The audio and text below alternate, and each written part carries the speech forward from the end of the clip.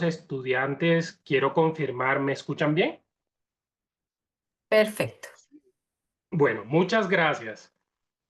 Estimados siervos de Dios, estudiantes de este diplomado internacional, un gusto verles en este sábado 4 de octubre.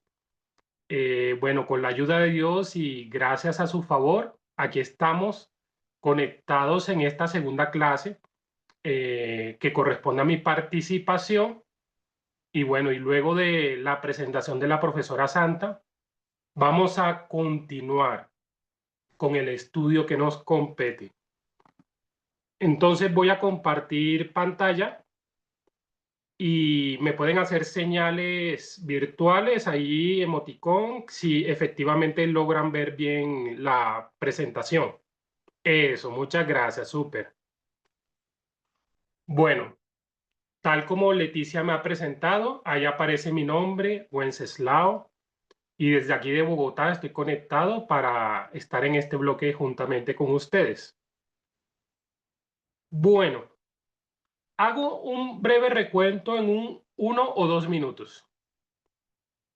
El sábado pasado estuvimos abordando un acercamiento introductorio al pensamiento y a la literatura de Pablo, pero estuvimos agotando una perspectiva, estuvimos agotando un ángulo de análisis. Y es este cambio que Pablo experimentó de estar en el judaísmo a formar parte de la iglesia naciente.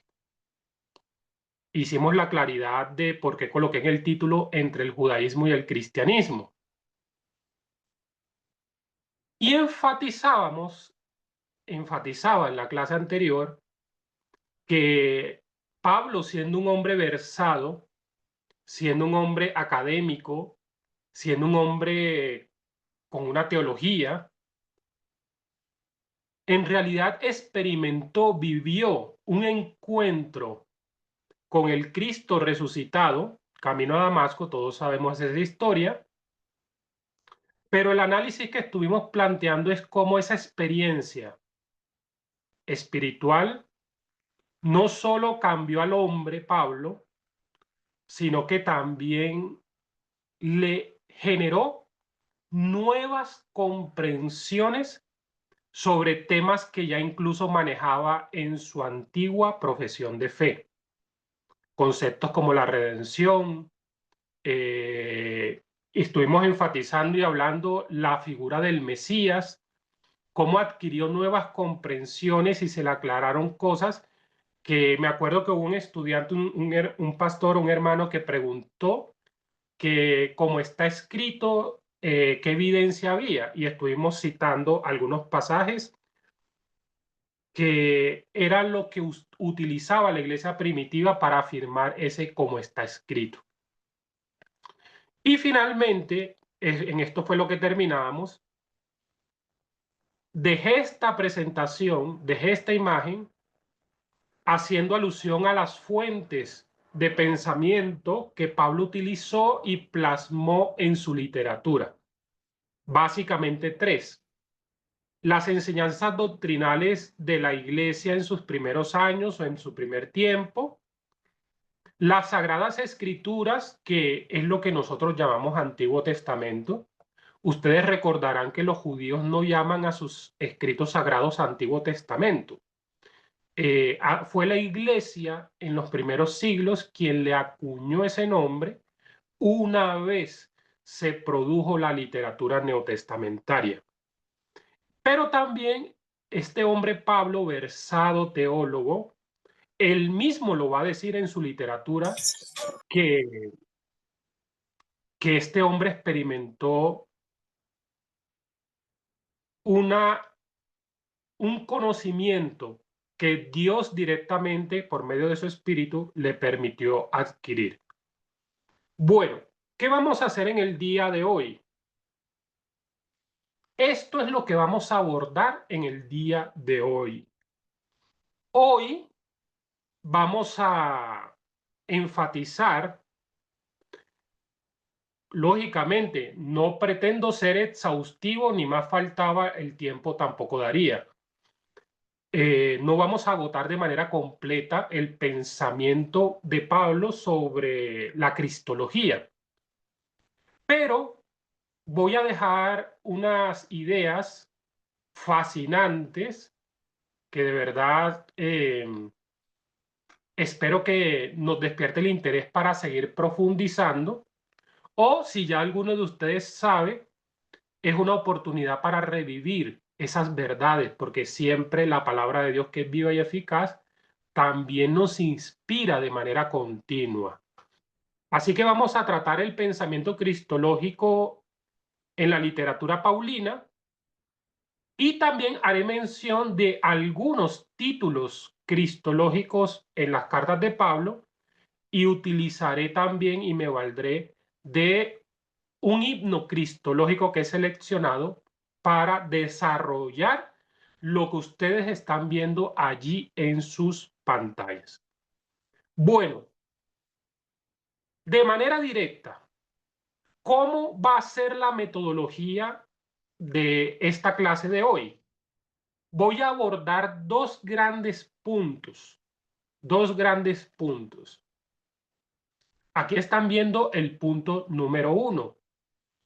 Utilizaré pasajes bíblicos, utilizaré comentarios de teólogos para sustentar también los planteamientos, y comienzo con esta primera presentación, esta primera lámina, por lo siguiente. Hay dos pasajes bíblicos que representan el punto de partida, la base, los cimientos de este primer punto que le he titulado A la medida de Cristo. Bueno, Efesios capítulo 4, versículo 13 y Filipenses capítulo 2, versículo 5.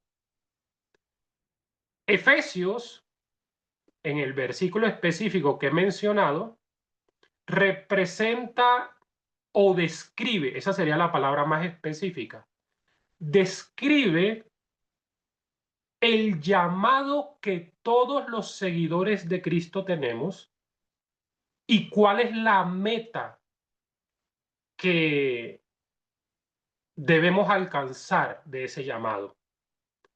Y Filipenses capítulo 2, versículo 5 nos va a presentar cómo logramos ese llamado o cómo logramos el cumplimiento de esa meta. Bueno, específicamente el versículo 13 es en el que me voy a concentrar, pero si ustedes me permiten, voy a leerlo porque aquí tengo en mi Biblia el pasaje bíblico. Voy a leerlo desde el capítulo 4, versículo 1, y me voy a detener en el 13. Pablo dice así: yo pues, preso en el Señor, les ruego que anden como es digno de la vocación con que fueron llamados, con toda humildad y mansedumbre, soportándose con paciencia los unos a los otros en amor, procurando mantener la unidad del espíritu en el vínculo de la paz. Un solo cuerpo y un solo espíritu, como fueron también llamados en una misma esperanza de vuestra vocación. Versículo 5. Un solo Señor, una sola fe, un solo bautismo, un solo Dios y Padre de todos, el cual es sobre todos y por todos y en todos. Pero cada uno de nosotros le fue dada la gracia conforme a la medida del don de Cristo. Por lo cual dice, subiendo a lo alto, llevó cautiva la cautividad y dio dones a los hombres. Y eso de que subió, que es sino que también había descendido primero a las partes más bajas de la tierra. El que descendió es el mismo que también subió y está por encima de todos los cielos para llenarlo todo. Y él mismo constituyó, y ya sabemos ese texto, a unos apóstoles, profetas, evangelistas, pastores y maestros, con el fin de perfeccionar a los santos para la obra del ministerio, para la edificación del cuerpo de Cristo, Y aquí viene el texto. Aquí viene el texto. Hasta. O sea, todo lo dicho anteriormente ha sido establecido por Dios hasta que todos lleguemos a la unidad de la fe y del conocimiento del Hijo de Dios. La Reina Valera dice, al varón perfecto, a la medida de la estatura de la plenitud de Cristo. He colocado en esta imagen otras versiones bíblicas del versículo 13. Por ejemplo, la Nueva Versión Internacional dice, de este modo, todos llegaremos a la unidad de la fe y del conocimiento del Hijo de Dios, a una humanidad, ojo, a una humanidad perfecta que se conforme a la plena estatura de Cristo. Y la Biblia de las Américas lo va a decir hasta que todos lleguemos a la unidad de la fe y del conocimiento del Hijo de Dios, a la condición de un hombre maduro, a la medida de la estatura de la plenitud de Cristo. En la lámina he colocado también en griego cómo aparece ese versículo 13. Es lo que aparece subrayado en amarillo. Ahí está el texto que, bueno, ya vamos a matizar por qué razón lo he colocado en griego. Dice así, is andra telion, is metron ilikias tu pliromatos, tu Christu. Bueno, vamos a ver por qué razón les estoy haciendo también mención de ese texto en griego. Pero ¿a dónde voy con esto? Si todos nosotros hemos recibido un llamado para que alcancemos esa meta, es decir, para que alcancemos la condición del Cristo resucitado, yo creo que hay una pregunta válida cuando a uno le dejan como una tarea, como una meta. Y la pregunta válida es, ¿y cómo lo hago? Para los que dicen, yo quiero alcanzar eso, la pregunta válida es, ¿cómo? Es decir, mientras estamos en esta vida terrena, ¿cómo lo hago? Y yo creo que ante esa pregunta, díganme ustedes si estoy en lo cierto o no. ¿Acaso no resulta cierto remitirnos y recurrir a quien ya lo logró? Por ejemplo, cuando una persona quiere montar un negocio determinado y quiere tener éxito en ese negocio, ¿acaso no es una fuente de gran ayuda acudir a quienes ya lo han logrado? ¿Verdad? Los que apenas comienzan en el ministerio, y ahí están los pastores que me escuchan, ¿acaso no es de gran ayuda valerse de la experiencia de los que ya llevan años en el servicio a Dios? Bueno, aquí tenemos al experto, aquí tenemos a quien acudir frente a esta pregunta, ¿cómo? Y a quien nada más y nada menos tenemos que acudir es a Cristo mismo, porque Él es el que lo ha logrado, Él es el primogénito. Y en todo nos lleva la preeminencia, en todo. Esa palabra de Pablo me encanta cuando destaca a Cristo como preeminente. Y es aquí donde yo me valgo del pasaje de Filipenses capítulo 2, versículo 5. Por favor, quiero que escuchen con detenimiento, quiero que capten el hilo de lo que yo les quiero plantear. Efesios 4:13, la meta, el llamado que tenemos, pero ahora he citado Filipenses 2:5 porque este nos va a presentar el cómo podemos alcanzar esa meta, cómo podemos avanzar hacia esa dirección.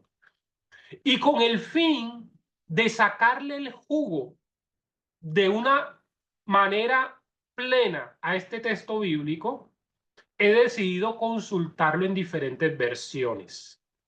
Por ejemplo, miren ustedes cómo aparece citado en la Biblia de las Américas, en la Nueva Traducción Viviente, en la Nueva Versión Internacional. Y por favor, quiero que le presten atención a las palabras que yo he señalado en rojo, que he subrayado en rojo, porque dice en las versiones que les he citado lo siguiente: Biblia de las Américas, haya pues en ustedes o en vosotros, va a decir esta versión, esta actitud que hubo también en Cristo. Bueno, muy bien, interesante. Nos va a decir que hay una actitud, ojo, oído. No es lo mismo hablar actitud con P que actitud con C. Aquí nos está citando actitud, la parte comportamental, la parte conductual. La Nueva Traducción Viviente también va a decir lo mismo. Tengan la misma actitud, la misma conducta que tuvo Cristo Jesús. Y lo mismo lo va a decir la Nueva Versión Internacional. Pero miren a continuación lo que expresan estas versiones.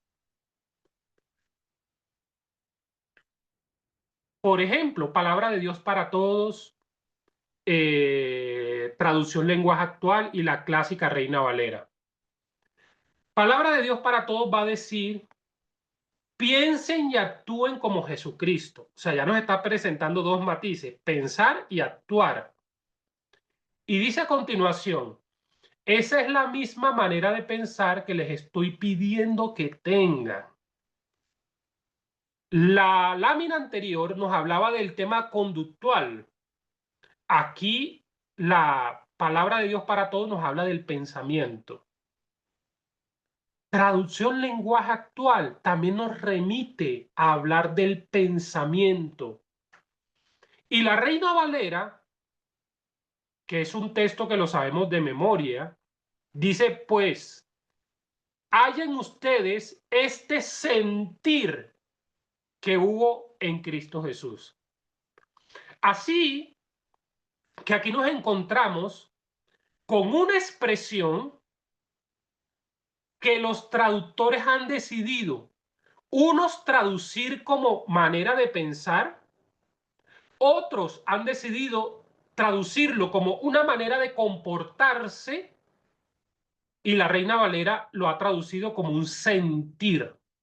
Y aquí viene la pregunta: ¿por qué razón este pasaje bíblico, este versículo bíblico, ha adquirido esa pluralidad de traducciones? ¿Por qué ha adquirido esa pluralidad o ese abanico de interpretaciones? Agotando la instancia de que nosotros debemos tener el mismo pensar, el mismo sentir y el mismo actuar de Cristo Jesús. Bueno, yo creo que resulta totalmente válido, porque uno diría, bueno, esta diversidad de traducciones en español y en el idioma griego, ¿cómo aparece el versículo? ¿Cómo? ¿Qué palabra utiliza Filipenses 2:5 en el idioma griego? Aquí se los tengo. La palabra que ustedes están viendo subrayada en la lámina es una palabra que en griego se podría leer phroneite o fronite. Bueno, esta palabra vamos a ver qué significa, ¿ya? Porque yo creo que la pregunta que están viendo en pantalla, ¿no? ¿Qué significa esa palabra, profesor? Permítame y voy a retroceder. Esta palabra que es subrayado en rojo es la que ha adquirido diferentes traducciones. Reina Valera como sentir, otras versiones como manera de pensar y otras como actitud, como un comportamiento. Entonces, pregunta válida: esa expresión, esa palabra, ¿qué significa realmente? O dicho de otra manera, la pregunta: ¿de qué manera la comprensión de este concepto nos aclara el llamado que tenemos a crecer a la estatura de Cristo? ¿De qué manera nos ayuda? Bueno, antes de ofrecerles una definición, de ofrecerles una explicación de lo que pretende señalar esta palabra en griego, yo quiero decirles algo. Esta palabra que están viendo en pantalla es una palabra que Pablo utiliza abundantemente en la literatura paulina, en sus escritos. Lo utiliza de manera amplia, de manera abundante. Y solamente para seleccionar la carta a los filipenses, yo quiero que ustedes miren, por favor, miren en su costado derecho, donde está el logo de Reina Valera y abajo aparece una columna. Miren, por ejemplo, cuántas veces solamente en Filipenses, Pablo utiliza esa palabra. Aquí yo cuento 1, 2, 3, 4, 5, 6, 7, 8, 9, 10, 11 veces. Y en algunas ocasiones la Reina Valera lo ha traducido como sentir, sintiendo. 3:19 lo dice como pensar. 4:10 solícitos. Y en en el capítulo 2, ustedes están viendo que en los primeros versículos está 3 veces la palabra, solamente en el capítulo 2 al inicio. Oiga, yo les hago una pregunta. ¿Acaso no es cierto que cuando uno se vuelve reiterativo en utilizar una palabra o en decir una expresión, una frase, es porque uno quiere llamar la atención, dar un énfasis, resaltar la importancia de lo que está diciendo? Entonces aquí me surge una pregunta. Pablo, ¿por qué razón utiliza tanto esta palabra? Esta palabra, dicho de otro modo, en la teología paulina, ¿qué nos pretende enseñar? ¿Qué nos pretende decir? ¿Y de qué manera nos ayuda a comprender el pensamiento de Pablo, dado la cantidad de veces que menciona esta expresión o expresiones derivadas de esta palabra? Bueno, miren la siguiente lámina, porque en la siguiente lámina yo les comparto de manera puntual, yo les comparto de manera directa, sin rodeos, lo que significa esta palabra fronite. Ahí está. Esta palabra, por favor, quiero que todos nosotros interioricemos el énfasis o la dirección que está tomando la enseñanza de hoy. Esta palabra significa estar mentalizado de una cierta manera. No es una simple opinión. No es simplemente un pensamiento ocasional. Voy a utilizar esa palabra. Mentalizado quiere decir que se convierte en una manera de pensar habitual. Esta palabra significa que se convierte en una manera de pensar que nos caracteriza, que nos define, que es lo predominante. Así que pudiéramos traducir Filipenses capítulo 2, versículo 5, estén mentalizados con la mentalidad que tuvo Cristo Jesús. Estén mentalizados con la mentalidad que tuvo Cristo Jesús. Miren, para enriquecer más la definición de esta palabra, he colocado en un marco de color naranja la raíz. Y la raíz de la palabra es la raíz from, de donde viene la palabra fronein, donde viene la palabra froneo. Y dice en la lámina que les he colocado, derivado de la raíz from, implica pensar de una manera particular con énfasis en la disposición o actitud, comportamiento subyacente. Por eso se ha traducido como pensar de una manera particular o tener una determinada actitud. Es decir, si ustedes me dirían, profesor, ¿cuál es la traducción entonces en español más adecuada, dado que nos ha presentado diferentes versiones castellanas de la Biblia? Y la respuesta es que las tres aciertan, porque la palabra pretende aglutinar, la palabra pretende abarcar estas tres dimensiones o instancias del ser humano. Por eso, pensar continuamente sobre no es solo tener una manera de pensar, sino mantenerla. Ojo, mantenerla. Aquí viene el dilema y aquí viene, voy a decirlo de esta forma, la lucha, la tarea, o mejor dicho, lo complejo que se nos vuelve a nosotros, los seres humanos, acatar Filipenses 2:5. ¿Saben ustedes qué nos pasa a nosotros los seres humanos? Esto es algo que nos ha pasado como resultado de la caída. El humano tiene la capacidad de fragmentar, escuchen bien, estas tres instancias nuestras. Por ejemplo, ni más faltaba, no estoy diciendo que ahora lo estoy haciendo, lo estoy colocando como un modo de ejemplo, o para no colocarlo en ninguna persona particular.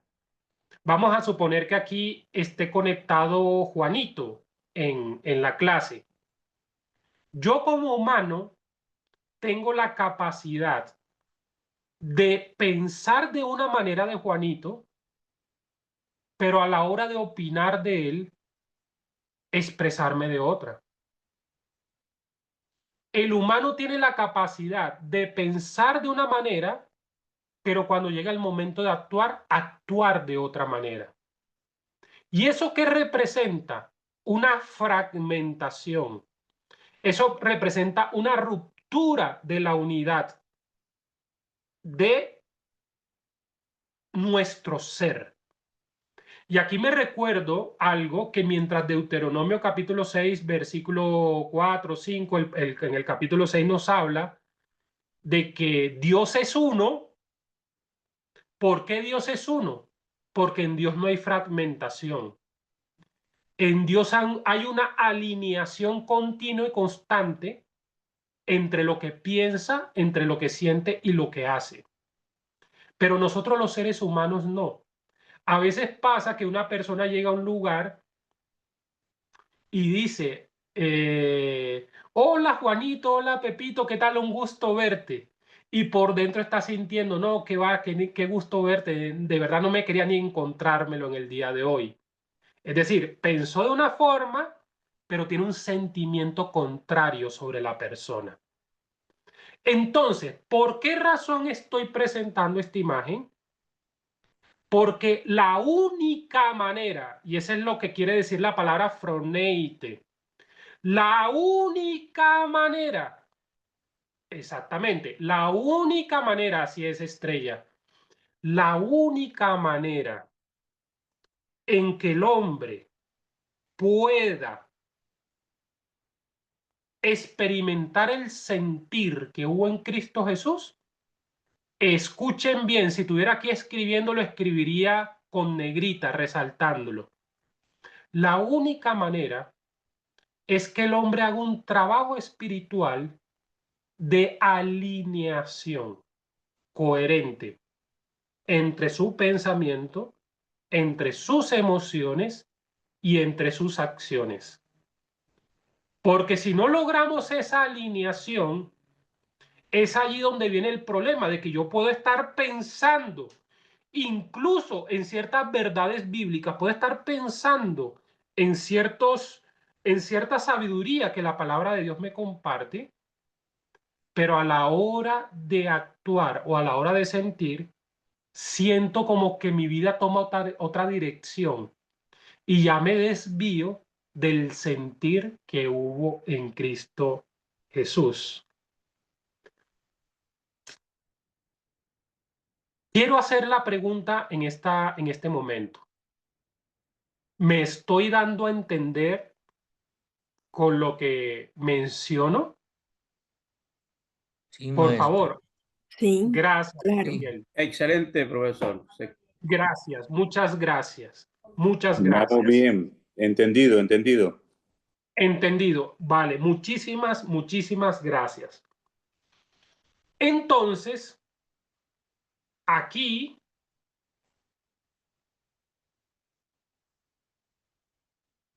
resulta importante seguir matizando y es, haya pues en nosotros el sentir que hubo en Cristo Jesús, o vamos a decirlo de esta forma, ahora entiendo que alcanzar o avanzar en la dirección de la estatura de la plenitud de Cristo implica que mis pensamientos, mis emociones y mis acciones queden rendidas al señorío de Cristo. Queden rendidas. Y yo les voy a decir algo, miren, que esto es algo que la psicología incluso afirma. Y esto es algo que hoy de manera enfática se comenta mucho.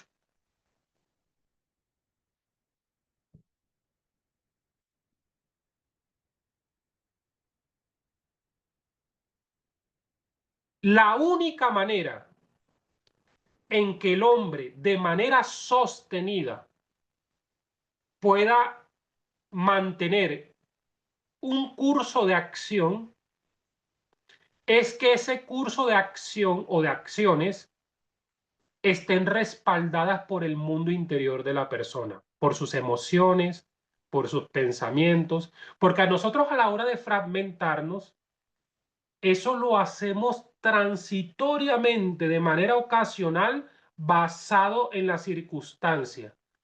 Pero el hombre llega a un momento, aquí en Colombia se dice que pelamos el cobre. Pelar el cobre significa que llega un momento donde se hace evidente para la persona lo que en realidad alberga en su interior. Así que ahora entiendo que si yo debo tener el mismo sentir que hubo en Cristo Jesús, que si yo debo tener las mismas conductas en Cristo Jesús que tuvo Él, la única manera en que lo pueda hacer es que permita que Dios haga un trabajo en mi interior. Y esta es la diferencia con la religiosidad, porque la religiosidad muchas veces se traduce en esforzarme en acciones, pero que todavía no han logrado una transformación interior y por ende llega un momento donde yo no puedo ya soportar esas acciones que estoy asumiendo. En cambio, cuando uno desde el interior se transforma y la manera de pensar cambia, y las emociones cambian, se torna más fácil que la conducta fluya. Y eso es lo que quiere decir la palabra fronite. Dicho de otro modo, cuando el hombre y la mujer logran alinear en coherencia su manera de pensar, su manera de sentir y su manera de actuar, está recuperando lo que nos debió caracterizar como imagen y semejanza de Dios. Es decir, si Dios es uno, nosotros también vamos a ser de una sola pieza, de una sola pieza, ¿ya? Pero esa es la lucha espiritual que tenemos.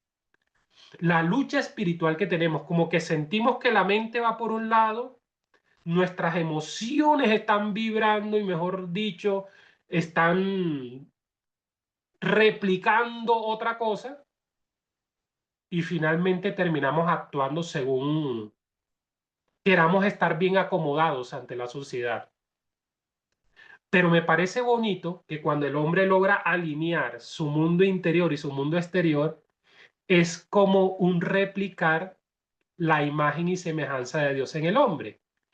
Que Dios es uno, entonces yo le digo hoy en oración a Dios, así Dios como tú eres uno, yo también quiero ser uno. Yo también quiero ser uno, que mi manera de pensar, mi manera de sentir y mi manera de actuar estén hilados en coherencia para que fluya sin interferencia alguna ese sentir que desde el pensamiento hasta la acción debe fluir en mí, así como fluyó también en Cristo Jesús.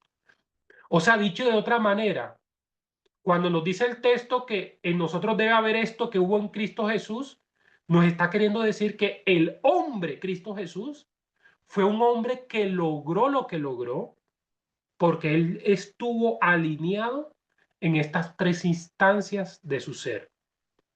Bueno, entonces aquí voy a remitirme a este pasaje llamado el himno cristológico de Filipenses capítulo 2, versículos 6 al 11. Yo me he tomado el trabajo de capturar pantallas de los textos bíblicos para que sí podamos agilizar un poco a la hora de leerlos. Yo sé que es conocido el texto, pero yo les quiero pedir un favor. Échenle una mirada otra vez. Ahí está en pantalla. Para todos está fácil hacerlo porque les estoy proporcionando la ubicación del texto bíblico. Cada uno de los que están conectados, léanlo, por favor, porque vamos a enfatizar unos elementos valiosos, importantes de este pasaje bíblico.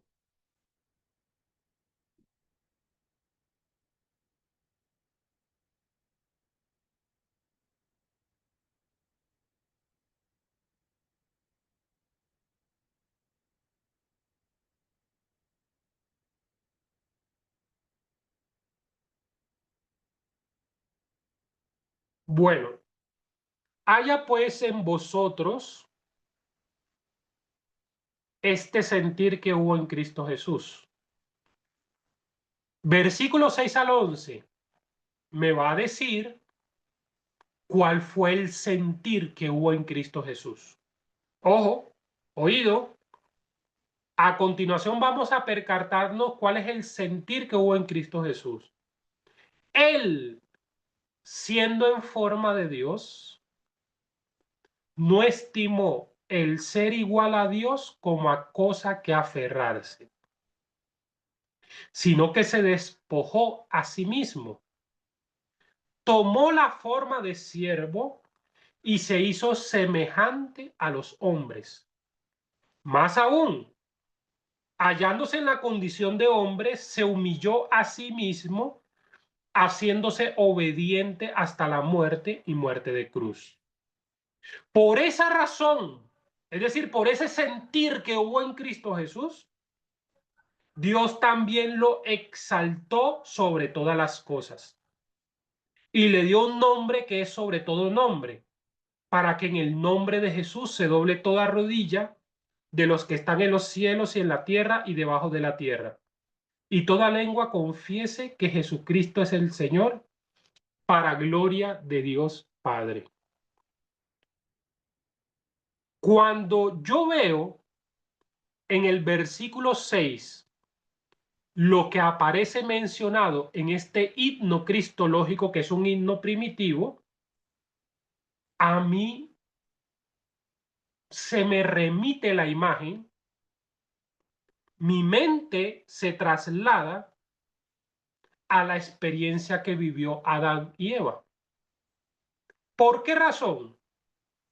Porque aquí estamos viendo que Cristo, siendo en forma de Dios, no se aferró a la condición de ser igual a Dios.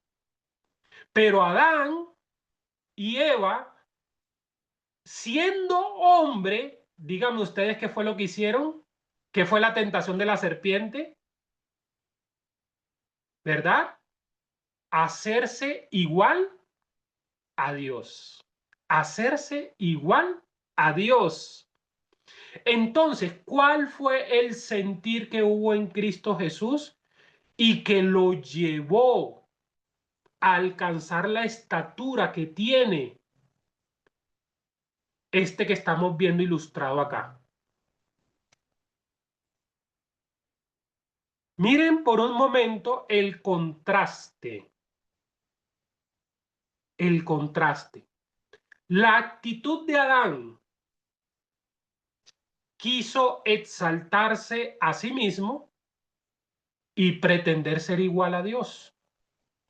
¿Pero qué le pasó a Adán? Por esa actitud terminó sufriendo una gran humillación. En cambio, ¿cuál es el froneite? ¿Cuál es la actitud, el sentir, la mentalidad de Cristo Jesús? Él no se autoexaltó, más bien se humilló, haciéndose hombre obediente y al servicio de Dios.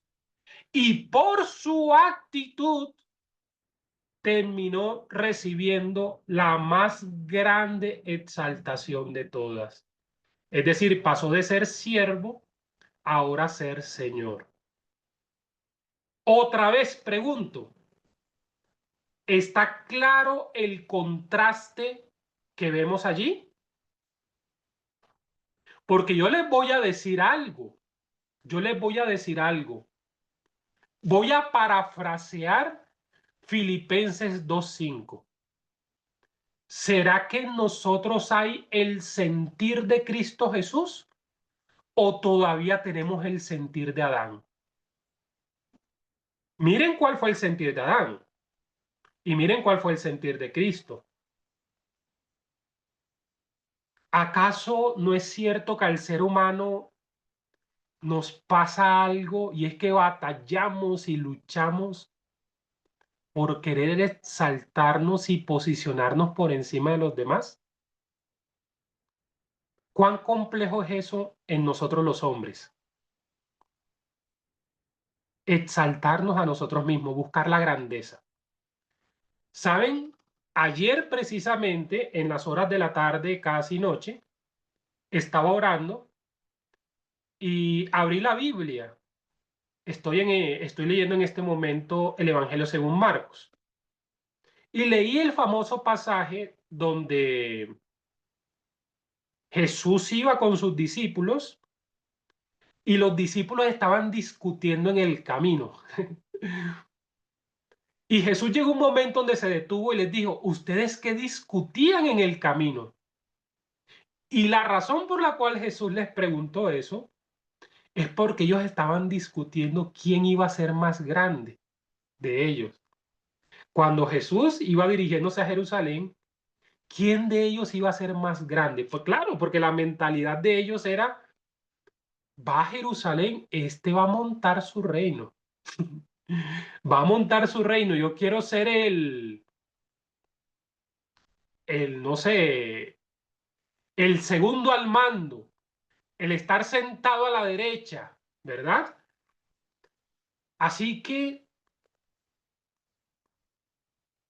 cuando nosotros en Filipenses capítulo 2, versículo 5, estamos recibiendo ese llamado, que haya en nosotros el sentir que hubo en Cristo Jesús, lo que estamos viendo es que nada de autoexaltación, nada de autoexaltación. La única manera de alcanzar la estatura de Cristo es que nosotros seamos capaces de posicionarnos como un hombre obediente, una mujer obediente y al servicio de Dios, y dar lugar a que sea Dios quien exalte. Dar lugar a que sea Dios quien exalte. Aquí lo estamos viendo. Esta lámina ilustra el sentir de Cristo Jesús. El sentir de Cristo Jesús. siendo en forma de Dios, es decir, estando en una condición de exaltación, él se pudo aferrar a eso, siendo en forma de Dios. Pero ¿qué optó Cristo? Por humillarse. Yo les voy a decir algo y les voy a dar una perla. Les voy a dar una perla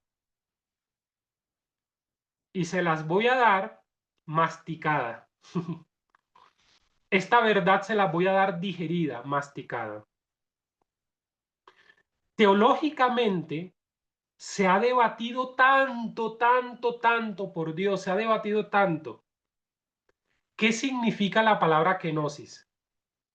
Todos estamos familiarizados con esa expresión, ¿verdad? El vaciamiento de Cristo. Y yo he notado que hay como un dilema, muchos tienen la inquietud porque, bueno, kenosis se vació. ¿Será que en ese vaciamiento, en ese asumir la forma de hombre, dejó de ser Dios? ¿Qué significa realmente la palabra kenosis? Bueno, se los voy a decir, esa perla, esa verdad espiritual, se la voy a decir masticadita. ¿Listo? Y yo espero que cuando la capten, ustedes digan, wow, ahora entiendo, ahora entiendo. Y la verdad de lo que significa la palabra kenosis, yo no me la estoy inventando. Está implícita en la información de Filipenses. ¿Saben qué significa ese vaciamiento? El vaciamiento significa que cuando Cristo, estando en el mundo espiritual, desciende al mundo material, kenosis significa que el descenso es un descender que termina quedando en la condición contraria en la que estaba anteriormente. Por esa razón, Cristo, antes, siendo en forma de Dios, siendo igual a Dios, eso era en su condición de exaltación. Pero ahora vemos el texto en Filipenses, dice en el versículo 7, tomó la forma de siervo y se hizo semejante a los hombres. Condición contraria. De siendo igual a Dios, ahora siendo igual a hombre. Hallándose en la forma de Dios, ahora se encuentra en la condición de hombre. Así que yo les voy a decir algo. Cuando cualquiera de nosotros estamos en una posición de grandeza y nos humillamos y nos hacemos siervos obedientes a Dios, estamos experimentando una kenosis. Estamos experimentando, claro, un vaciamiento. ¿Por qué? Porque nos estamos despojando de la condición de exaltación en la que estamos. Y ahora estamos asumiendo una condición contraria a la que teníamos. Eso es lo que significa la palabra kenosis. Kenosis. Vaciarse, así que Cristo no se vació de su naturaleza. Lo que Cristo se vació fue de la condición en la que estaba antes de su humillación. Y cuando llegó al plano terrenal, aquí lo pusieron a jugar el juego de la vida en la condición contraria, en la condición contraria en la que se encontraba, para que así pudiera empezar el juego de la vida, tal como a todos nosotros los hombres nos toca también asumirla. Y de esa manera, en palabras sencillas, es lo que pretende decir ese texto. Bueno, Leticia, hago la pausa. Agradecido con todos ustedes por escucharme en este primer segmento, en este primer bloque. Vamos a dar lugar a las preguntas, vamos a dar lugar a los comentarios. Y yo veo aquí en primer lugar que José Aguilar, tienes tu mano levantada. Vamos a dar unas 2 o 3 opiniones en esta primera parte. Don José. Puede activar su micrófono. Bueno, Allí ya puede hablar. ya. Bueno, he quedado muy confundido. ¿Ok? Exaltación, humillación, exaltación. Si dice que la exaltación, luego viene la humillación, solamente él se ha humillado, en cuanto a la posición que tenía, mas no en el sentido ontológico, ¿no es cierto? Él seguía siendo la naturaleza que tenía como Dios, Claro. Y ¿no? así lo dicen los credos de fe Ya, también. muy bien. Pero entonces, ¿cómo puede morir? Y si ha muerto, murió. Entonces, ha tenido que ser resucitado por alguien. Y según la Sí, Escritura dice que Dios lo resucitó. Pero si es un sí. Dios que muere, igual como ha muerto cualquier Dios de cualquier historia que uno lee en la literatura. Entonces, esto es un himno cristológico también de tipo gnóstico o tipo ¿cómo puede un Dios morir? Eso es lo que yo no entiendo. Murió en Vale. la cruz, entonces Cristo murió definitivamente como Dios y tuvo a alguien que resucitarlo, entonces ya no es Dios, pues entonces tenía forma de Dios como yo tengo forma de Dios, porque en Génesis 2 dice que nosotros somos forma de Dios. Entonces, Imagen de Dios. yo también, no, en Génesis 2 dice, Dios nos creó en forma de Dios. No, es Yatzer, creo, o Yetzar, no sé cómo se usa la palabra. Entonces tenemos también forma de Dios. Entonces Cristo también tiene la forma de Dios. Entonces, no sé Sí. si por ahí el jueguito de palabras nos pueda dar una idea, porque cómo Dios puede morir. Entonces, eso es lo Ujú. que me ha confundido acá ahorita, de que él pueda morir y que otro Dios lo pueda resucitar Ok. para volver a ser Dios. Y Muy bien, luego, vamos Bueno, a dar tiempo para que el profesor pueda estar respondiendo y no estar incidiendo o dando vueltas en la en el misma asunto, pregunta. Adelante, profesor. gracias. Gracias. Aquí entramos en el siguiente dilema, don José, y para todos. Por eso me remití otra vez a la lámina. Versículos 7 y 8 lo voy a leer nuevamente. Sino que se despojó a sí mismo, tomó la forma de siervo y se hizo semejante a los hombres. Mas aún hallándose en la condición de hombre, se humilló a sí mismo, haciéndose obediente hasta la muerte y muerte de cruz. Resulta que va a decir Hebreos, y yo le doy gracias al Espíritu Santo porque ahora me está acordando de un pasaje bíblico. Hebreos va a decir, y mientras estoy diciendo la idea, voy buscando el texto, que era necesario que Cristo participara en todo semejante a los hombres. Entonces, ¿qué pasa? Como nosotros los seres humanos morimos, ese vaciamiento, esa condición de hombre que Cristo asumió, debía ser una condición plena, total.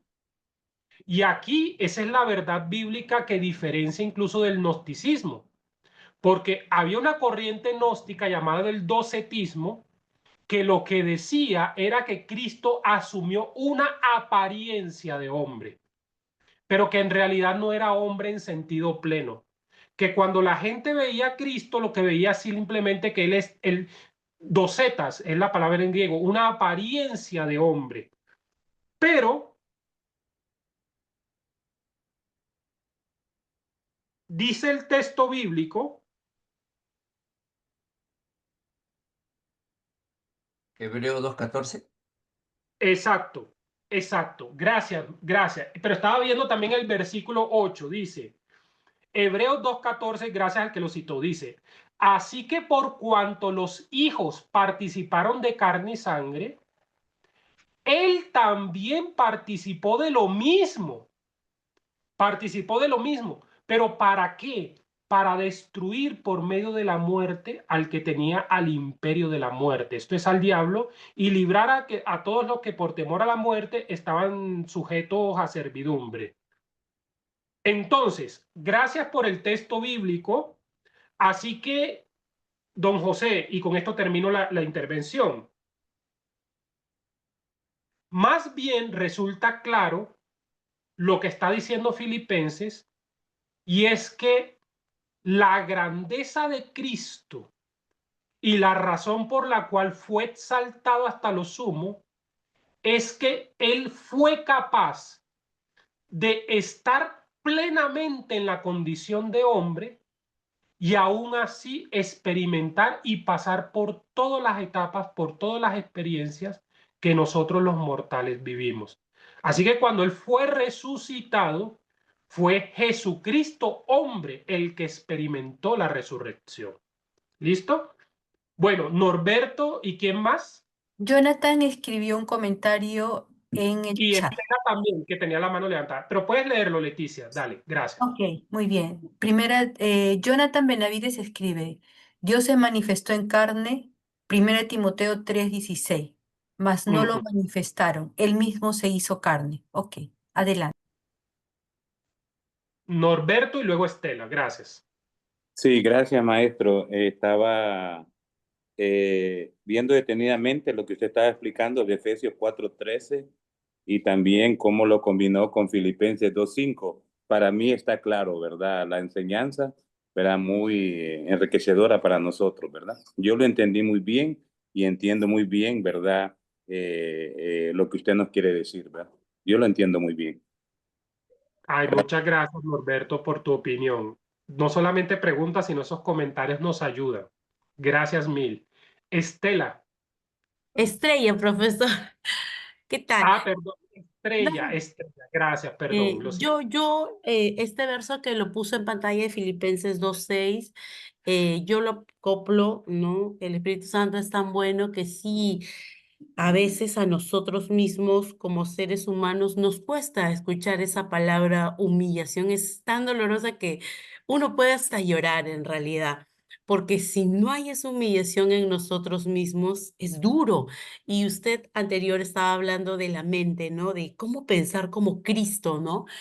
Yo hace poco en mi trabajo pasé algo muy horrible, que finalmente fui humillada, pero realmente fue Dios quien hizo la exaltación. Yo no actué en mi carne, ¿no? Yo hago el énfasis ahí porque es duro trabajar con gente muy letrada, es muy duro, y más aún que no es creyente. Yo Sí. tengo 40 años y afirmo lo que ha comentado, ¿no? Porque cuando vienen estas cosas a mí, yo digo, Señor, ¿cómo voy a actuar con estas personas, ¿no? Me meto a un baño, oro, ¿no? Le entrego todo lo que tenemos que hablar laborales y es Dios finalmente, ¿no? Exaltando a la persona y trabajar la humillación en uno mismo, ¿no? Es un proceso de pensar realmente lo que hizo Jesús. Yo quería hacer esa acotación porque tengo un hermano en una situación muy difícil que simplemente me dice, Estrella, bienaventurados los que lloran porque serán consolados, ¿no? Y tu corazón obviamente se rebosa. Entonces, hay que asumir la palabra humillación, profesor, porque no somos perfectos, no lo somos, pero entender lo que hizo Jesús, como iba explicando la profesora anterior, ¿no? Desde su niñez hasta que vas creciendo, es como nosotros mismos. Hemos sido criados, ¿no? Como hemos conocido al Señor, yo a los 27 años, sin entender absolutamente nada, hasta que, como Pablo, tienes ese encuentro que te dice, estás equivocada, estás mal, ¿no? De una forma suave en realidad. Y uno mismo es el que asume estas cosas. Yo Sí. estoy de acuerdo y lo digo porque mi entorno también lo ha vivido, ¿no? Y no es fácil recibir la humillación, te duele muchísimo. Eso quería decir, Bueno, profe. Gracias. gracias. Aunque aquí hay una confianza que debemos tener. Cuando uno se humilla ante Dios, sabemos que esa humillación no nos degrada, no denigra la dignidad humana.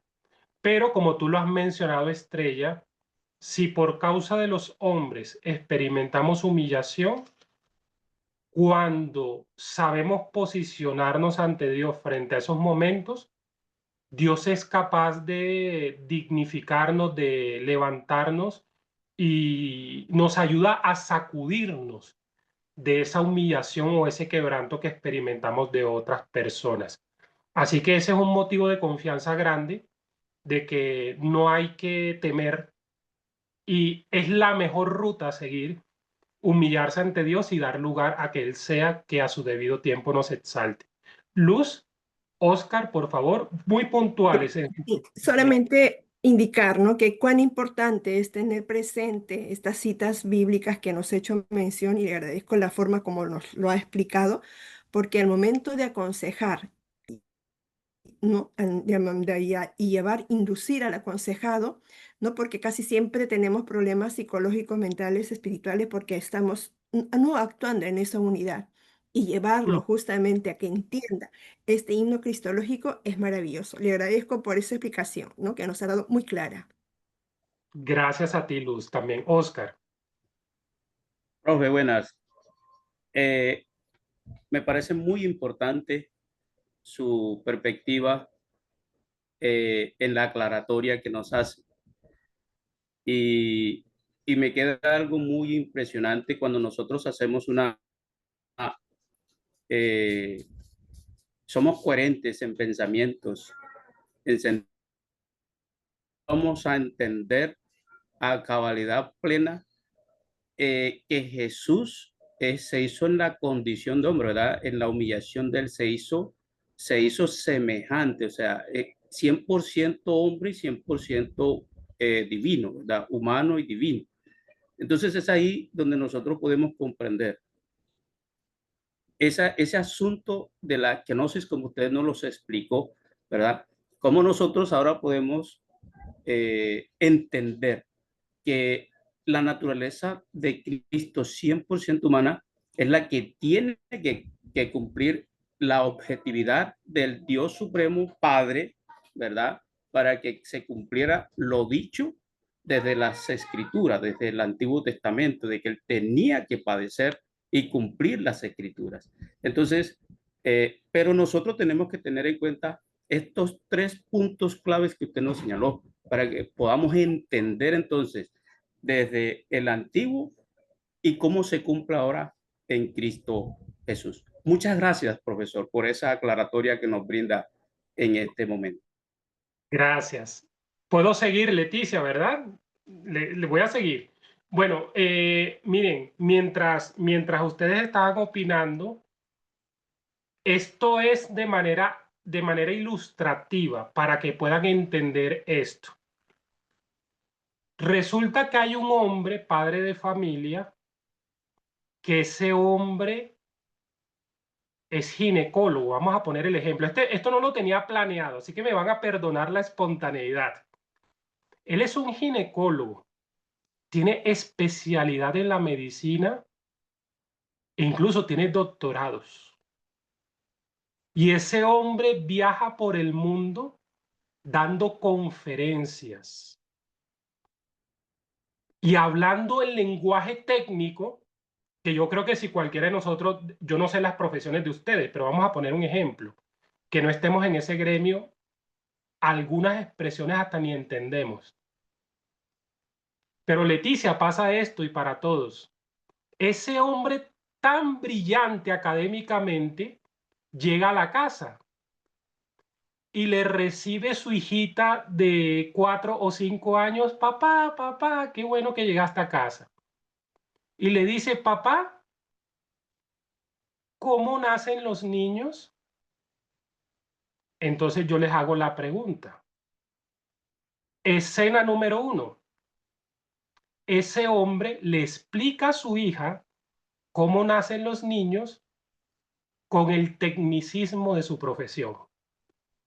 Escena número 2. Ese hombre, siendo doctor, no dejando de serlo, siendo un especialista en la materia, se sienta al lado de su hija en el suelo y en palabras sencillas le explica, o hasta con esas anécdotas ilustrativas que utilizamos, le enseña a su hijita cómo nacen los niños. Ese es un ejemplo de una kenosis, de un vaciamiento. ¿Por qué? Porque ese papá en ese momento se está igualando a al mismo nivel de su hijita. Y de pronto le habla con jugueteo, le habla con la cigüeña, que esto y lo otro, y de esa manera le habla de manera muy infantil a su hija de cómo nacen los niños. Pero pregunta, ¿en ese momento ese padre dejó de ser doctor? No, no lo dejó de ser. Pero ahí experimentó un vaciamiento, una kenosis. Es decir, se supo colocarse en la condición de un niño para hablarle en el lenguaje que le pudiera entender. Esto es lo asombroso de la teología cristiana. Dios se hizo hombre y en la condición de hombre nos habló, vivió lo mismo que nosotros vivió y nos abrió el camino para que ahora nosotros sigamos sus mismas pisadas. Escena número 2, le voy a colocar otro ejemplo. Y yo he visto que esto es algo que debemos velar mucho, que la persona que estudia teología no lo viva. Cuando yo estaba estudiando en mi seminario, en el seminario teológico, yo noté unas actitudes de algunos que cuando iban al culto, a la iglesia, y empezaban a escuchar al pastor, al predicador del momento, lo escuchaban y comentaban con el de al lado si el pastor estaba siguiendo los indicadores homiléticos para preparar un sermón, si el pastor estaba aplicando los principios de la hermenéutica y de la exégesis. Eso a mí me llevó a pensar mucho. Y yo he tomado una decisión. Cuando yo voy a un culto a escuchar la palabra de Dios, yo voy a escuchar y a aprender. ¿Soy teólogo? Sí. ¿Lo sigo siendo? Sí. Pero en ese momento me despojo del academicismo, porque si no lo hago, se me va a convertir eso en una barrera. Y de pronto Dios esté usando a ese hermanito o a esa hermanita y yo me termino privando de algo valioso que Dios me quiere enseñar.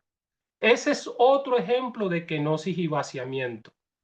Así que frente a las preparaciones que tengamos, siempre estemos abiertos porque Dios puede utilizar hermanos en la fe para enseñarnos grandes cosas de parte de Dios. Bueno, hablemos parte número 2. Punto número 2. A mí me fascina, me encanta tocar este punto. ¿Quién es Jesucristo? ¿Quién es Jesucristo? La palabra prototipo, ¿qué significa esa palabra prototipo?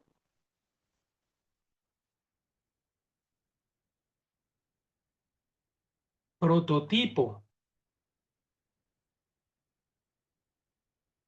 ¿verdad? Como un modelo. Sí, ¿alguien iba a decir algo? Perdón, profesor. Un modelo. Sí, como un modelo, un referente. Gracias. Jesucristo es el prototipo de la nueva humanidad. Y voy a desarrollar esta segunda parte de la siguiente forma. Ustedes están viendo en pantalla un libro de Editorial Verbo Divino de un teólogo, un sacerdote y teólogo católico belga llamado Jacques Dupuis. Este hombre ya murió. Él murió en el año 2004. Y él va a señalar en este libro llamado Introducción a la Cristología, en la página 7, la nota que ustedes están viendo en pantalla. La cristología, va a decir él, no agota toda la teología, pero sí la dota de una clave necesaria de interpretación, constituyéndose así en el principio hermenéutico de todo el edificio. ¡Wow! Vaya declaración. Y también va a decir Oscar Cullmann, que ya cuando estoy hablando de Oscar Cullmann estoy citando no a un teólogo católico, sino a un teólogo protestante. Este hombre fue francés, fue un teólogo del siglo XX, y este hombre llegó a ser incluso profesor de teología en la Universidad de Basilea, Suiza, en la Sorbona. Es decir, este fue un hombre destacado en sus estudios de cristología, Oscar Cullmann. Tiene uno de sus libros que se llama Cristología del Nuevo Testamento, y él también va a citar en su libro lo siguiente: el apóstol Pablo ofrece la cristología más desarrollada del cristianismo primitivo. Resulta importante en la cristología de Pablo la identificación de Cristo con la figura de Adán. ¿Por qué va a decir Oscar Cullmann esto? Porque hay un famoso pasaje que está lo último de la nota y dice: la cristología paulina se encuentra tan profundamente impregnada de escatología que Pablo llama a Cristo el postrer Adán. Primera a los Corintios, capítulo 15, versículo 45. Ojo, oído. Es importante decir las cosas claras. Pablo, aunque ya vamos a ver que va a utilizar la palabra deuteros para hablar del segundo hombre, pero a la hora de citar literalmente la frase de Cristo como Adán, él no va a decir que Cristo es un segundo Adán. Él va a decir la palabra que Cristo es el último Adán, el postrer Adán. Porque si él hubiera citado que Cristo es el segundo Adán, daría lugar a entender que vendría un tercer Adán, un cuarto Adán, y no. Él va a citar a Pablo, Pablo va a citar a Cristo con el concepto de que él es el postrer, el último, el definitivo, el definitivo. Así que cuando yo coloco en pantalla este contraste de Adán y de Cristo, es un contraste que Pablo lo deja claramente en su literatura. Por ejemplo, Romanos capítulo 5, versículo 12. Así como la muerte entró por un hombre, va a decir Pablo, también la resurrección y la vida entra por un hombre llamado Cristo. Y en los siguientes versículos a continuación va a contrastar las figuras de Adán y de Cristo. Otro texto icónico, Primera a los Corintios capítulo 15. Pablo también va a hacer esa comparativa de Adán con Cristo. ¿A dónde voy con esto? La teología de Pablo va a apuntar en esta dirección.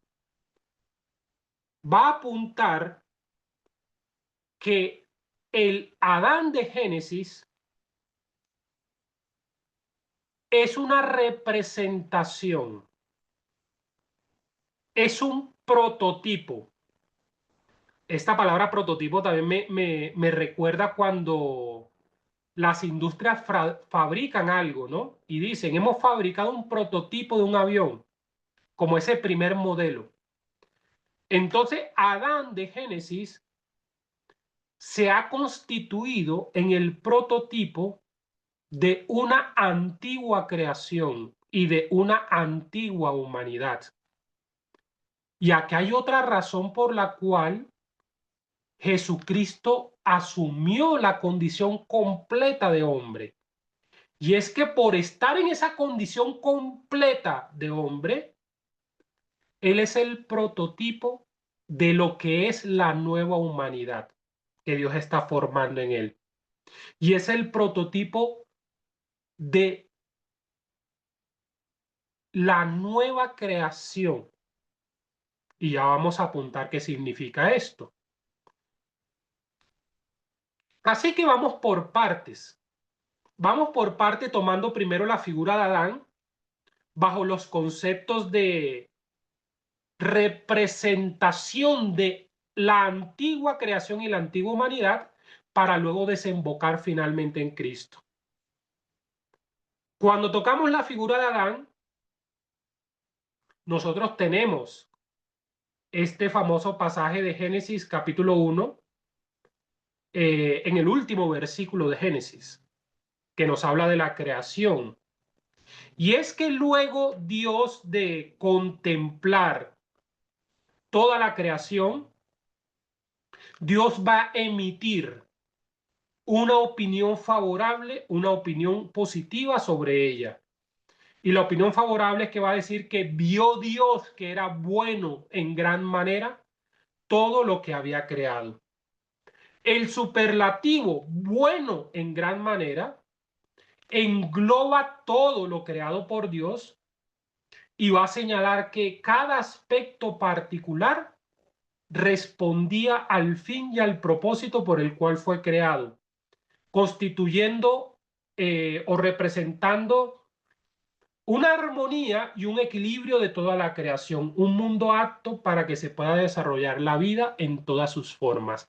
Eso es lo que engloba la idea de que cuando Dios vio lo que había creado, vio que todo era bueno en gran manera. Todo respondía al propósito por el cual fue creado. Cuando crea al hombre a su imagen y semejanza, esto apenas es un resumen, ¿no? Todos lo sabemos. En el versículo 28 de Génesis capítulo 1, el hombre recibe la encomienda de gobernar el mundo creado por Dios.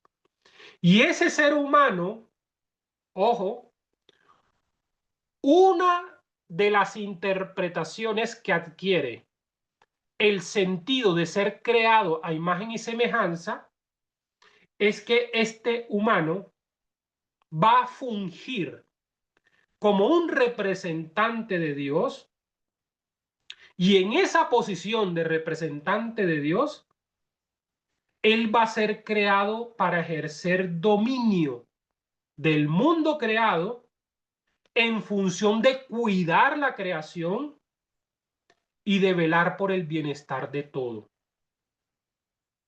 Por el bienestar de todo. ¿Dónde radica el problema?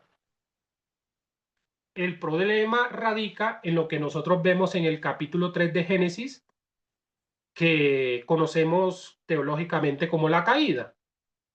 La desobediencia humana no solo quebró la relación armoniosa con Dios, sino que introdujo la muerte y el sufrimiento en la creación. Esa experiencia dañó la relación del hombre con Dios, con el Creador, dañó la relación del hombre con la naturaleza. Es decir, el hombre ya pasó de asumir unas conductas de cuidado y de preservación a unas conductas de destrucción, incluso de la creación. Y también dañó la relación armoniosa del hombre consigo mismo, con su prójimo, con su semejante. De allí, de esa experiencia de la caída, ¿qué es lo que venimos arrastrando hasta nuestros días? Hemos venido arrastrando esta realidad que nos expresa Génesis capítulo 5, versículo 3.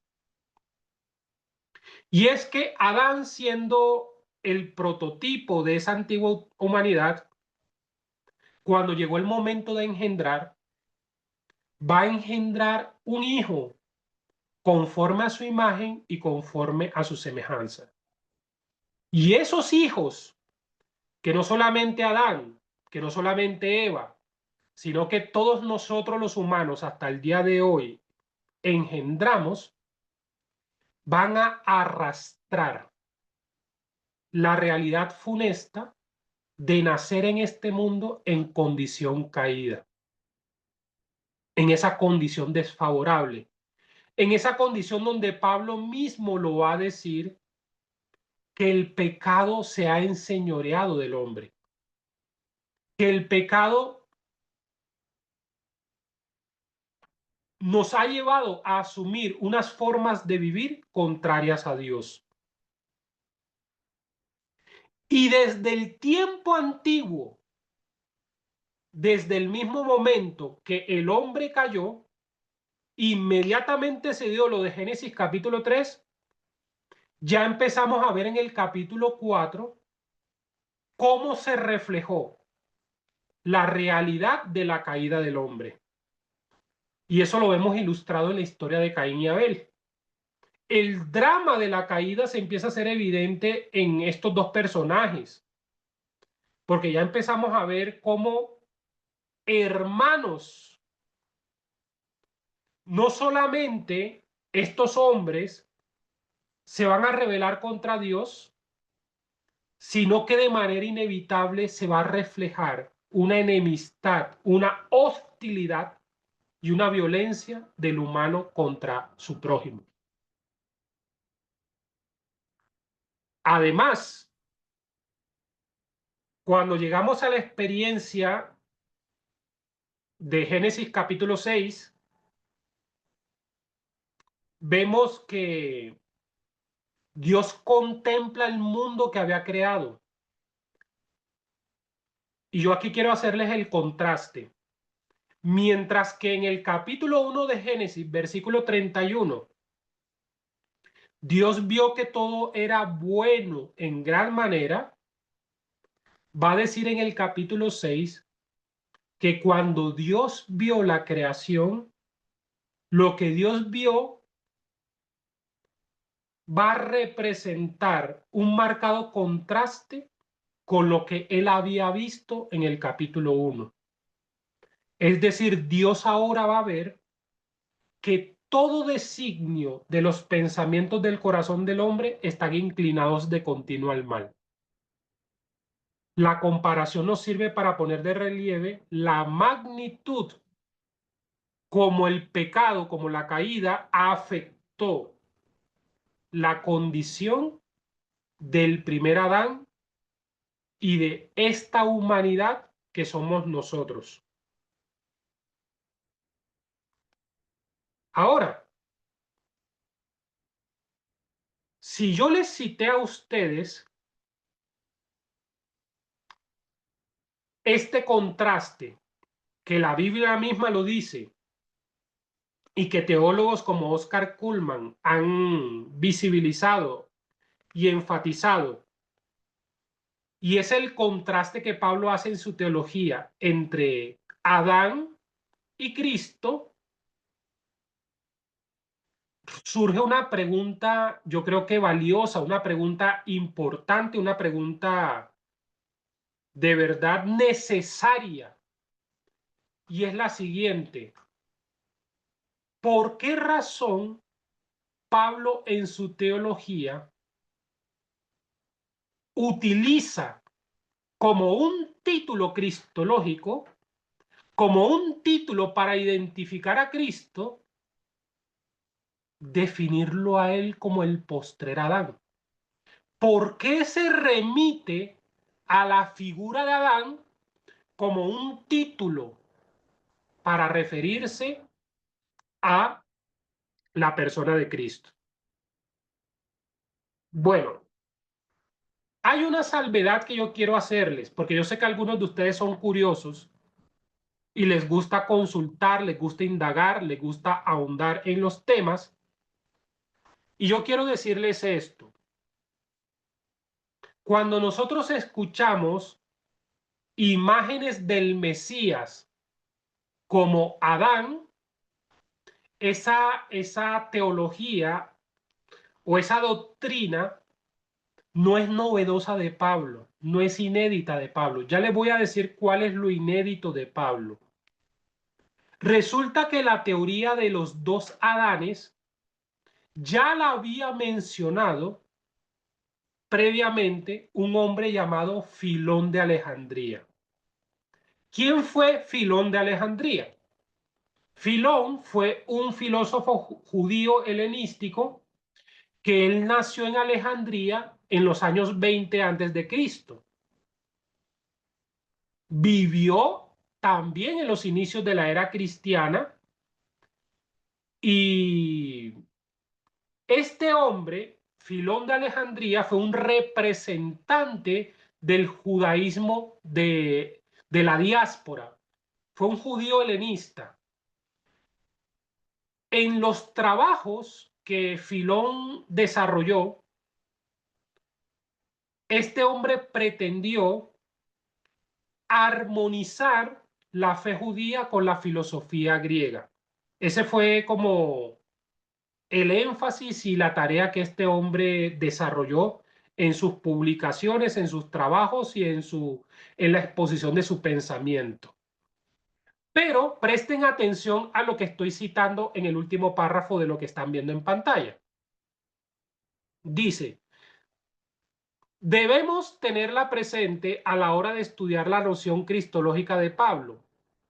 Sin embargo, Pablo incorpora elementos novedosos de esta teoría de los dos Adanes. Y vamos a ver qué es lo novedoso que Pablo acuña cuando él va a contrastar a Cristo como Adán. Miren el pasaje bíblico que hace un momento les cité a ustedes. Yo les voy a pedir el favor a alguien de ustedes que me lea voluntariamente el texto que están viendo en pantalla. Ahí son dos versiones diferentes. Primera los Corintios capítulo 15 versículo 45. Voluntariamente, o si él lo quieres leer. Sí.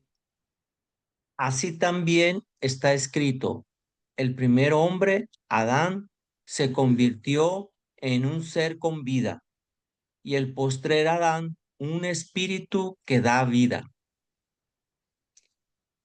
El Léelo en la siguiente, otra versión. Sí. así dice la escritura: el primer Adán se convirtió en un ser viviente, pero el último Adán se convirtió en espíritu que da vida. Muy bien, muchas gracias. Sí logran ver que el versículo 45 no utiliza la palabra segundo Adán, sino que dice la palabra postrer, y en otra versión bíblica va a decir el último, ¿sí? El último. Y el contraste que Pablo va a hacer en la teología es que mientras que el primer Adán representó un ser que recibió vida de parte de Dios y por eso se convirtió en un ser viviente, este postrer Adán en realidad es un ser que da vida, que es dador de vida. ¡Wow! Impresionante. Y en griego, miren las palabras que se utilizan en el versículo 15. La palabra que aparece en primer lugar, que voy a subrayar aquí en un círculo, esta palabra en griego que estoy colocando acá es la palabra protos. Protos. ¿Qué significa protos en griego? Primero. ¿Sí? Primero. Pero la que les estoy colocando aquí como número 2 es la palabra en griego escatos. Así que en griego lo que dice el texto bíblico es: así también está escrito, el protos Adán Y cuando llega a la segunda parte dice, y el escatos Adán se convirtió en espíritu que da vida.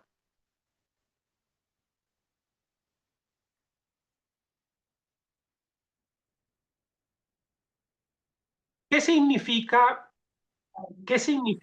eso que Pablo ha dicho en el versículo 45, pero que no solamente lo dice allí, sino en todo el capítulo 15?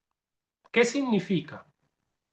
Significa que así como la muerte vino por un hombre, por Adán, por el primer Adán, por este último Adán, por este postrer Adán, por este último definitivo Adán, vino la resurrección de la muerte. ¿Y qué les dije yo a ustedes el sábado anterior? Que en la teología bíblica esta resurrección escatológica representa la superación definitiva de la muerte. Superación definitiva. Lo que quiere decir que el primer Adán experimentó la muerte por causa del pecado y nosotros hemos heredado esa realidad por hacer parte de esa antigua humanidad. Pero el postrer Adán ha abierto el camino, escuchen bien, ha abierto el camino para la formación de una nueva humanidad. Y es una nueva humanidad que también va a heredar la resurrección de la muerte, la superación definitiva de la muerte, la victoria definitiva de tanto lo que en Hebreos que leímos que temen los hombres, ¿no? Y que por causa de eso estamos sujetos a servidumbre. El hombre teme a la muerte, teme al sufrimiento, pero gracias al postrer Adán vamos a experimentar esa superación total de todas esas realidades funestas que hemos arrastrado el hombre por tanto tiempo. Bueno, Juan Stan, ustedes están viendo en pantalla un libro corto, pero es bonito y lo expresa en palabras muy sencillas. Juan Stan fue un teólogo y biblista que precisamente vivió mucho tiempo en Costa Rica y él murió en el año 2020, ¿no? Juan Stan. En este libro, llamado Escatología Bíblica y la misión de la Iglesia, Juan Stan dice lo siguiente: el tema de la creación es tan importante que domina la primera página de la Biblia y también la última en el capítulo 21 de Apocalipsis. Cristológicamente hablando, la nueva creación comenzó con la resurrección de Jesucristo. Así que yo les tengo una noticia. Así como una semilla brota debajo de la tierra, pero ya ha germinado, pero todavía está oculta para la mirada del hombre, así en esta historia humana y en medio del tránsito de esta historia humana, ya una nueva creación ha brotado. Ya una nueva humanidad ha brotado y está naciendo.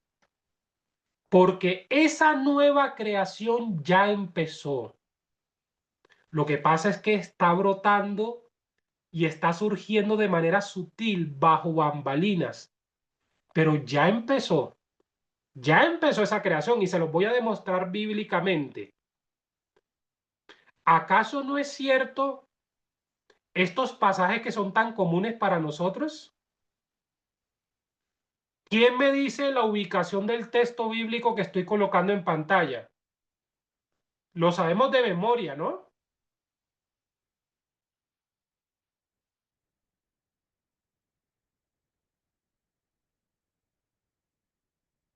¿Cuál es la ubicación de ese pasaje, Norberto? Creo que está esa en Primera de Corintios 5, 16 y 17, porque allí Segundo. dice, de modo que si alguno está en Cristo, y el contexto tiene que ser el 16. Exacto, es segunda a los Corintios, pero así O es. segunda va, sí, sí. Exacto, gracias. De manera que nosotros de aquí en adelante a nadie conocemos según la carne. Y aun si a Cristo conocimos según la carne, ya no lo conocemos así. Versículo 17. De modo que si alguno está, ojo, el texto no dice, de modo que si alguno estará, de modo que si alguno está en Cristo, nueva criatura es. Las cosas viejas pasaron y aquí todas son hechas nuevas. Pero miren cómo dice la nueva versión internacional. Así que de ahora en adelante no conocimos a nadie según criterios meramente humanos. Aunque antes conocimos a Cristo de esta manera, ya no lo conocemos así. Por lo tanto, si alguno está en Cristo, ¿qué dice el texto bíblico? Si alguno está en Cristo, ¿qué? Es una nueva Nueva creación. criatura es. Nueva criatura. No, dice el texto, es una nueva creación. Ojo, es una nueva creación. Así que les tengo una noticia. Para los que están pensando que apenas va a empezar la nueva creación cuando se cumpla Apocalipsis 21, les tengo que decir lo siguiente.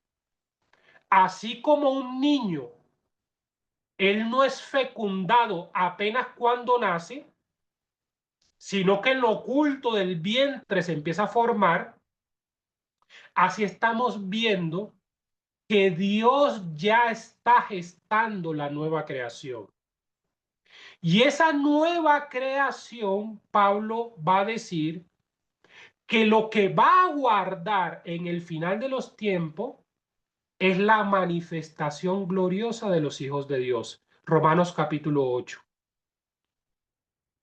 Es decir, estamos viviendo de manera anticipada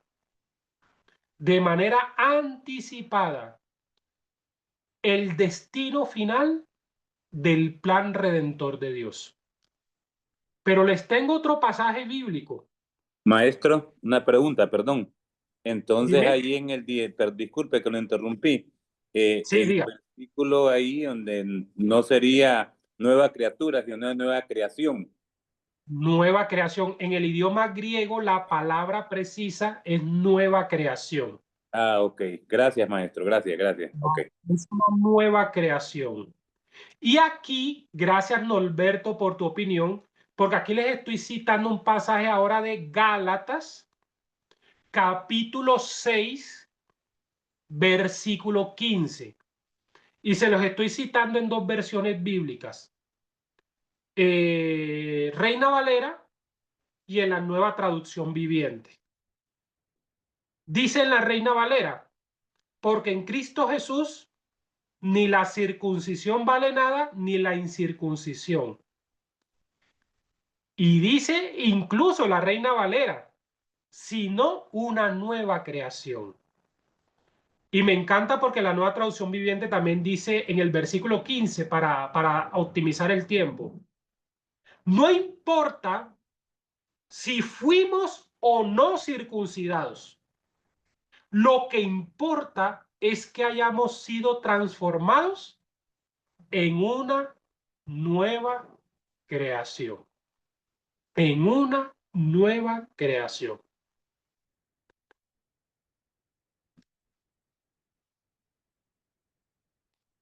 Pregunta. Esta es una pregunta personal que cada uno de nosotros se tiene que hacer a la luz de la verdad escritural que estamos exponiendo. ¿Somos una nueva creación? ¿Estamos siendo participantes de esa nueva humanidad que está siendo formada de acuerdo a la imagen de quien es el prototipo, el cual es el postrer Adán. Cuando yo veo esta pregunta, ahora entiendo que en este mismo momento, de manera simultánea, en este planeta Tierra, están viviendo una antigua humanidad y una nueva humanidad. De manera simultánea. Y lo que la Biblia dice que el telos final, el destino final, es que solamente la nueva humanidad es la que heredará la nueva creación. La nueva humanidad es la que va a heredar la nueva creación.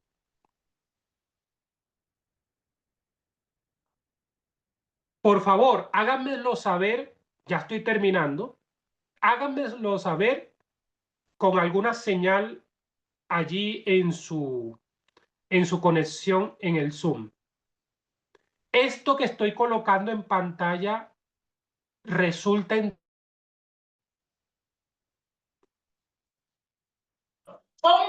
Amén. Amén, muy bien, gracias. Resulta entendible que ya empezó la nueva creación. Resulta entendible que con la experiencia auténtica del nuevo nacimiento es que hemos empezado el proceso de ser transformados en esa nueva humanidad. El nuevo nacimiento, cuando se vive de manera auténtica, introduce al creyente al ámbito de la nueva creación, donde no estamos siendo transformados conforme, donde estamos siendo, perdón, transformados conforme a la imagen del Hijo, el cual es el nuevo hombre. Pero va a decir 1 de Juan capítulo 3 versículo 2, aún no se ha manifestado lo que seremos, pero cuando se manifieste Jesucristo, seremos semejantes a Él, porque le veremos tal cual como Él es. Wow, miren ese versículo bíblico, ese versículo me encanta. Ahí yo puse versículo 45, pero es 49, es el 49, ¿listo? Primera los Corintios capítulo 15, versículo 49, dice: así como hemos traído la imagen del terrenal, traeremos también la imagen del celestial. Traeremos también la imagen del celestial. Es decir, la nueva humanidad que Dios está creando tendrá la misma imagen del Cristo resucitado. Del Cristo resucitado. Seremos semejantes al Cristo resucitado. Y esto no me lo estoy inventando yo. Primera de Juan, capítulo 3, versículo 2.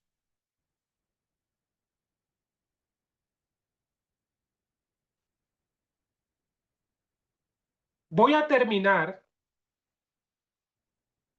con esta expresión.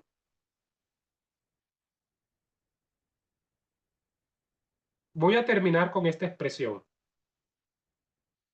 Y voy a leerlo en español, en la Reina Valera, de la siguiente forma.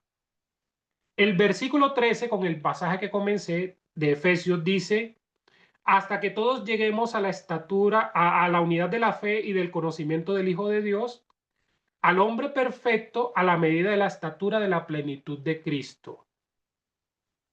¿Saben ustedes que espiritualmente, frente a el paso que Dios quiere hacer que dejemos la antigua humanidad para ser la nueva humanidad en Cristo, saben que a nivel espiritual, las fuerzas del mal están pretendiendo hacer algo como un intento de contrarrestar que crezcamos a la estatura de Cristo. ¿Saben ustedes qué es lo que está procurando las fuerzas del mal hacer frente a lo que dice el versículo 13 de Efesios capítulo 4? Las fuerzas del mal lo que están procurando hacer es lo que dice el versículo 14. Dice el versículo 14: así ya no seremos niños fluctuantes, llevados por doquier de todo viento de doctrina, por estratagemas de hombres que para engañar emplean con astucia las artimañas del error. Mientras que el objetivo de Dios, como lo dice en la versión bíblica de la Biblia de las Américas, es que crezcamos a la condición de un hombre maduro, que es Cristo, las fuerzas del mal pretenden que el ser humano se mantenga en lo que dice el versículo 14. Se mantenga el humano en ser un niño fluctuante, un infante. Yo les digo la palabra, cuando digo la palabra niño, ¿acaso no contrasta el niño como con la figura de inmadurez frente a la madurez del adulto? Así que mientras que el propósito de Dios es dirigirnos a que alcancemos una condición de adultez, de madurez en Cristo, las fuerzas del mal lo que quieren es que sigamos siendo niños fluctuantes, llevados por doquier de todo viento de doctrinas para mantenernos engañados con artimañas del error. Habiendo dicho eso, entendemos que el propósito de Dios viene siendo que nosotros seamos los que formemos parte de la nueva humanidad y de esa manera también seamos parte de la nueva creación que Dios está formando en Cristo. Muchas gracias por su atención. Me detengo aquí y vamos a dar lugar a que hagan 2 o 3 intervenciones para ya finalizar esta participación de hoy sábado 4 de octubre.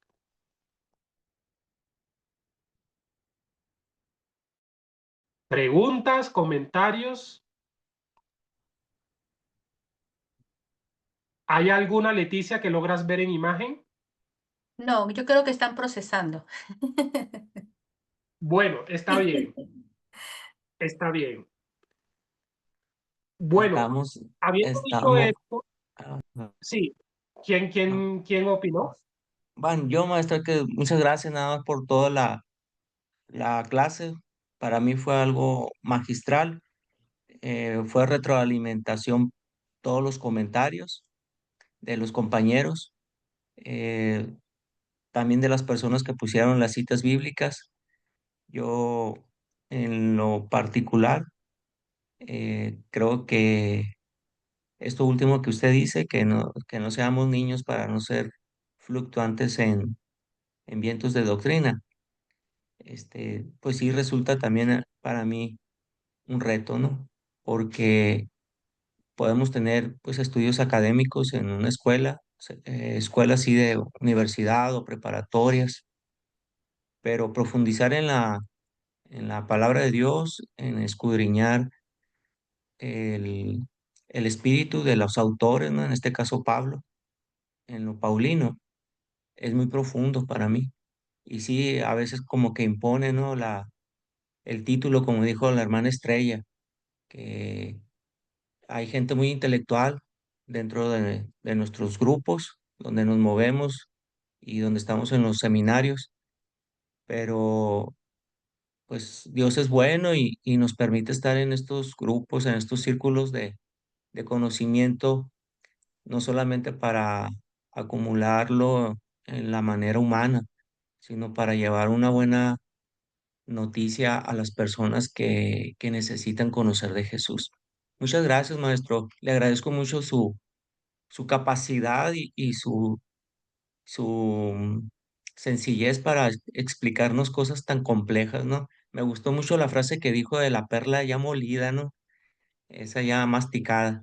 Eso me gustó y me gustaría también poderlo hacer en algún momento a esos niveles. Gracias. Gracias, claro que sí, gracias. Gracias de verdad, Luz Victoria, Norberto también. Les agradezco a todos sus opiniones, lo que están escribiendo también en el chat. Gracias, porque nos ha aclarado varios puntos, pero hay una inquietud, ¿no? Tal vez si es en esta clase o más adelante, en cuanto a la predestinación y al libre albedrío, porque Dios ya nos creó, entonces para la salvación, ¿no? Es lo que quisiera que me explicara un poco, porque ahí me En, dice que ya fuimos creados, ¿no? Como nueva creación, y a Dios ya había predestinado tener esa salvación, ¿es así? Entonces, pero hay algunos que dicen que en un minuto o en 2 minutos, ya, ok. hablar de la predestinación está difícil, ¿verdad? Está difícil, pero Luz, es un tema no fácil y no pretendo no hablar o no responder a la pregunta, sino que por cuanto está correlacionado con otros temas claves de la doctrina de la salvación, bueno, quizás en la próxima, porque en la próxima clase vamos a tocar algunos elementos de la soteriología de Pablo, pero es complejo en un minuto ya dar alguna opinión que esclarezca. Así que por esa razón, permíteme y de pronto en la próxima clase abordamos algo sobre eso. Norberto. No, maestro, agradecer, va, magistrar la exposición que nos ha dado, va, de mucho aprendizaje, va, ¿verdad? Muy claro, ¿verdad? Le felicito. Hemos aprendido, va, y me gustó la actitud de algo que usted dijo también. Uno aprende, ¿verdad? Cuando uno llega a un lugar, ¿verdad? Tiene que dejar todos los títulos y aún a través de un niño Dios nos puede hablar a través de su Espíritu Santo, ¿verdad? Eso es importante, ¿verdad? Cada día aprendemos. Hoy hemos aprendido, ¿verdad? Amén. Muy Gracias. bendecido. No, gracias a ustedes, de verdad, Leticia. Y yo creo que hay que recordarles a los participantes que marquen su asistencia, ¿verdad? ¿Y qué más nos puedes enfatizar para terminar, Leticia?